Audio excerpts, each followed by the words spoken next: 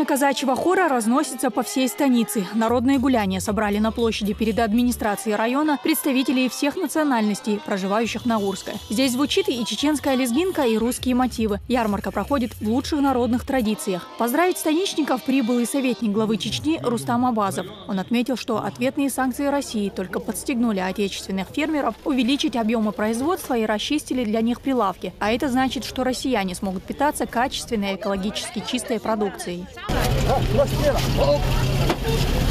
Кукуруза – самый востребованный товар на ярмарке. Машины с зерновыми пустеют на глазах. Станичники ведут заготовку кормов для домашнего скота и птицы. В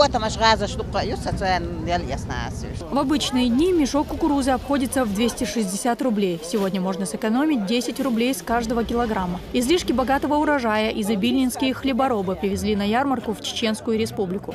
У нас район сельскохозяйственный, поэтому вы видели, что у нас пшеница, ячмень, овес, овощи. Мы приглашаем на нашу ярмарку наших побратимов. Изобильнинский район Ставропольского края. Это на протяжении 10 лет уже продолжается. Большим спросом станичников пользуются и продукты пчеловодства. Продавец даже не успевает наполнять контейнеры, за дело берутся сами покупатели.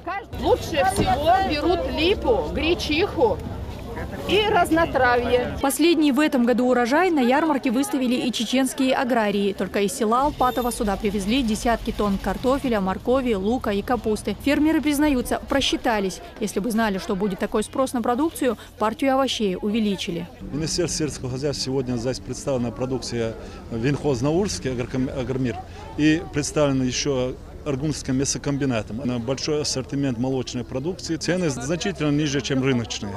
Поэтому, как вы видите, продукция идет на расхват. Бойкая торговля развернулась и вокруг прилавка с мясной продукцией. Натуральные продукты из свежего сырья, без искусственных добавок, загустителей и консервантов Аргунского мясокомбината сегодня идут на ура. Дагмара Касаева, Муслим Типаев и Луиза Юнусова. Новости.